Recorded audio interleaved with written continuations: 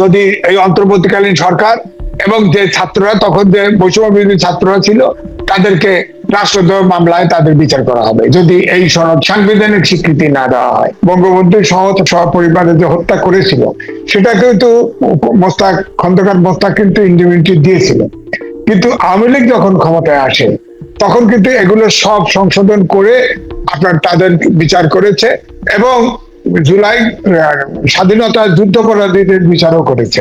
সুতরাং এখন ধরেন আওয়ামী লীগ যদি 5 বছর হোক 10 বছর পরে হোক এদেশে যদি ফেরে তাহলে ওই সংবিধানের লিখে তো কোনো লাভ হবে না।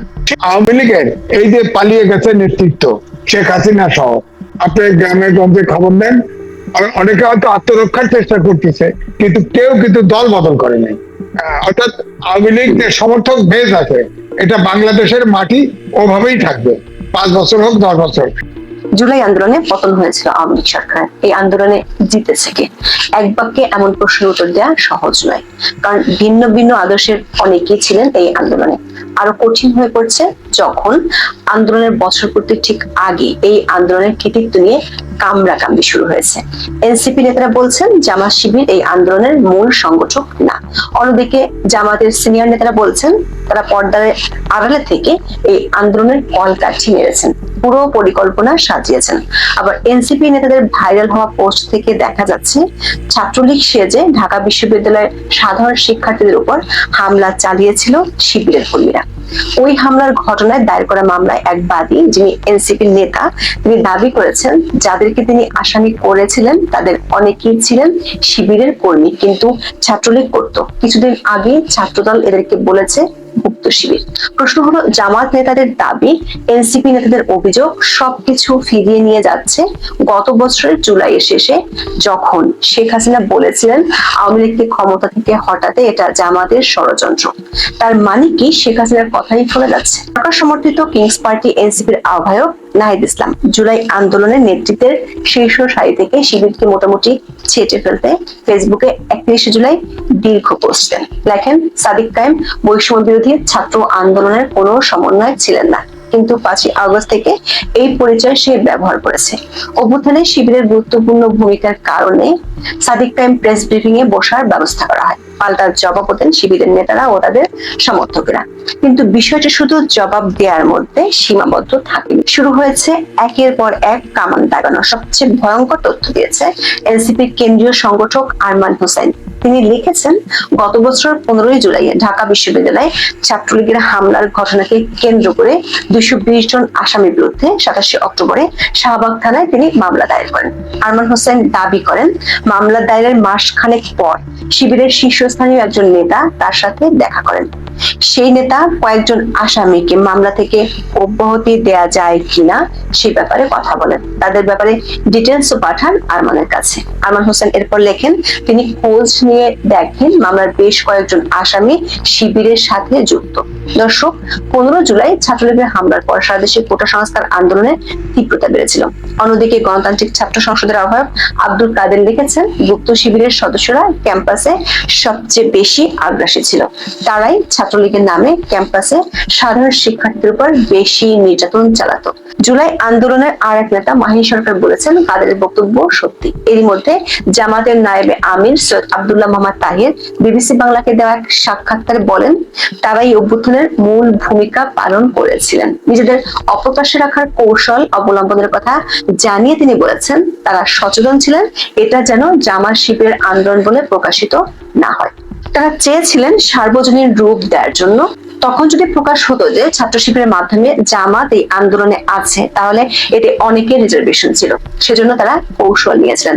জনাব তাহের তার বক্তব্যের পক্ষে যুক্তি দেখিয়ে বলেছেন এটার পেছনে যে তারা ছিলেন এটা গোয়েন্দারা জানতো, সরকার জানতো, সেজন্যই তো জামাত ইসলামীকে নিষিদ্ধ করেছিল, অন্য কোনো দলকে তো করেনি। দর্শক, আপনাদের মনে আছে সরকারি চাকরিতে কোটা সংস্কার আন্দোলন থেকে গত বছরের মধ্য জুলাইয়ে শেখ হাসিনার বক্তব্যের প্রতিক্রিয়ায় যখন ঢাকা বিশ্ববিদ্যালয় থেকে তুমি কে আমি কে রাজাকার রাজাকার স্লোগান উঠেছিল তখন অনেকের মনে সন্দেহ জেগেছিল। আন্দোলনের পক্ষ থেকে তখন এমন ব্যাখ্যা দেওয়া হয়েছিল যে এই স্লোগান ছিল ক্ষমতাসীনদের প্রতি ক্ষোভের তাৎক্ষণিক বহিঃপ্রকাশ। শেখ হাসিনা সহ আওয়ামী লীগ নেতারা কিন্তু শুরু থেকে অভিযোগ করে বলেছিলেন এই আন্দোলন বিএনপি জামাতের ষড়যন্ত্র। আন্দোলন যখন তীব্র হচ্ছিল, সহিংসতা বাড়ছিল, তখন তাদের বক্তব্য জামাত শিবিরের দিকে কেন্দ্রীভূত হয়। এক পর্যায়ে জামাতকে নিষিদ্ধ করা হয়। কারফিউ জারির পর গত বছরের 24শে জুলাই শেখ হাসিনা এডিটর্স গিল্ডের নেতাদের সঙ্গে বৈঠকে বলেছিলেন দেশের উন্নয়ন রুখে দিতে বিএনপির জামাতের দিক থেকে এমন একটি আঘাত আসবে বলে আশঙ্কা তিনি আগে থেকে করেছিলেন। আওয়ামী লীগের এই যে পালিয়ে গেছে নেতৃত্ব শেখ হাসিনা সহ, আপনি গ্রামে গঞ্জে খবর নেন, অনেকে হয়তো আত্মরক্ষার চেষ্টা করতেছে, কিন্তু কেউ কিন্তু দল বদল করেনি। বিএনপি এবং সমমানা দলগুলো মাঠে নামবে এবং তখন দেশটা কোন জায়গায় যা দাঁড়াবে, কোন জায়গায় লঙ্গর গড়বে, এটা আমার কনক্লুশন। তাহলে আমাকে অ্যাস্ট্রোলজার হতে হবে। ঘোষণাপত্র যেটা, সেটা যদি আপনার সংস্কারে একমত হয় ঘোষণাপত্রে, তাহলে তারা সংবিধানে এটা সাংবিধানিক স্বীকৃতি দিতে রাজি। তবে শর্ত হলো যে সংবিধানের আপনার রাষ্ট্রীয় স্বীকৃতির ব্যাপারে তারা একমত, কিন্তু সংবিধানের চতুর্থ তফসিলে রাখা যাবে, সংবিধানের প্রস্তাবনায় এটা রাখা যাবে না। প্রস্তাবনা মানে একদম সংবিধানের মূল জায়গা, সেখানে রাখা যাবে না। এটা একটা ঘটনা ঘটেছে, তার একটা বিবৃতি থাকা যাবে। তো সেখানে যেটা যতটুকু জানা গেছে, ধরেন একটি পত্রিকায় রিপোর্ট এসেছে, কিছু কিছু বিষয় উল্লেখ করা হয়েছে, সেখানে 71 থেকে শুরু করে 90 এটাকে অস্বীকার করা হয়েছে, আংশিক, পুরোপুরি না। কিন্তু আমার বক্তব্য হচ্ছে যে এই ঘোষণাপত্র, এখানে যেটা আবার জুলাই সনদ আছে, আর একটা সনদ, এটা ইন্টারলিক সনদটা হচ্ছে মরিয়া সনদে তারা বলতে চায় সনদকে সাংবিধানিক অর্থাৎ সংবিধানে যুক্ত করতে হবে এবং এটাকে ইন্ডিপেন্ডেন্ট দিতে হবে। কারণ নইলে বলা হবে যে এই অন্তর্বর্তীকালীন সরকার এবং ছাত্ররা যারা আন্দোলন করেছে তারা রাষ্ট্রদ্রোহের কাজ করেছে, সুতরাং তাদের এটার বিচার করা যাবে না, তাদের এটা ইন্ডিপেন্ডেন্ট দিতে হবে। আমার প্রশ্ন হচ্ছে যে সংবিধানে ঢুকলেই তো আর এটা হয় না। ধরেন আমি বলি কর্নেল রশিদ ফারুক, তারা যে গণঅভ্যুত্থানটা, যে বঙ্গবন্ধু সহ পরিবারে যে হত্যা করেছিল, সেটা কিন্তু খন্দকার মোস্তাক কিন্তু ইন্ডিপেন্ডেন্ট দিয়েছিল। কিন্তু আওয়ামী লীগ যখন ক্ষমতায় আসে, তখন কিন্তু এগুলো সব সংশোধন করে আপনার তাদের বিচার করেছে এবং জুলাই স্বাধীনতা যুদ্ধাপরাধীদের বিচারও করেছে। সুতরাং এখন ধরেন আওয়ামী লীগ যদি 5 বছর হোক 10 বছর পরে হোক এদেশে যদি ফেরে, তাহলে ওই সংবিধানে লিখে তো কোনো লাভ হবে না। ধরেন Freedom Party, colonel Rashid Farooq Freedom Party করেছিল এবং তাদের কি দাপট ছিল, খেয়াল করে দেখেন। পার্টি যত ছোটই হোক না কেন, দাপট ছিল। তাদের একটা পত্রিকা ছিল আপনার দৈনিক মিল্লাত, সেটাও সার্কুলেশন পেয়েছিল কিন্তু সর্বোচ্চ, কিন্তু কোনোটাই এখন নাই, কোনো কিছু অংশ বিশেষ নাই। সুতরাং আমার বক্তব্য হচ্ছে এখানেই আমার সমাধানের পথ আমার কাছে মনে হয় রাজনীতিকে রাজনীতি দিয়ে মোকাবেলা করা। আপনি খেয়াল করে দেখেন 17 বছর আপনার 111 সরকার সহ 17 বছর এই বিএনপি সহ বিরোধী দলের উপরে যে দমন পীড়ন, নির্যাতন, কেস কানেকশন, গুম খুন, আয়নাঘর চলেছে, কিন্তু একটি নেতা কর্মীও কিন্তু দল বদল করে নেই।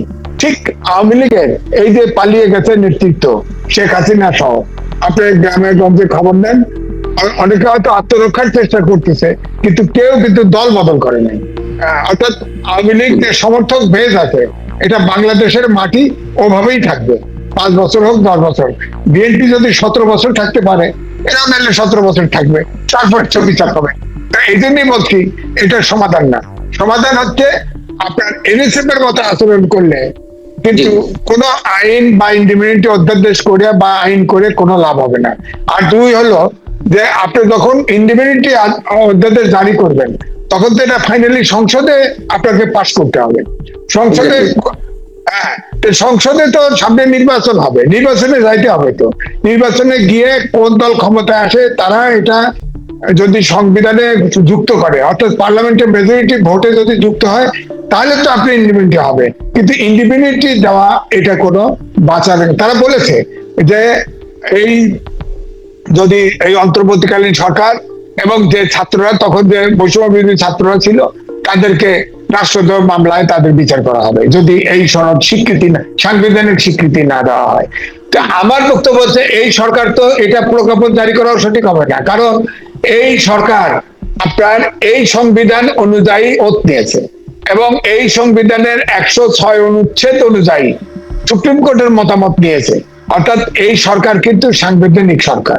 হ্যাঁ, হয়তো যদিও অন্তর্বর্তীকালীন সরকার নামে সংবিধানে কিছু নাই, কিন্তু সংবিধানের যে সংস্কার করতেছে এটাই তো তাদের ম্যান্ডেট নাই, কারণ এটা তো সাংবিধানিক সরকার। যাই হোক, তারপরেও আমি বলবো যে সেনানিবাসে আশ্রয় নেওয়া ছিল 626 জন।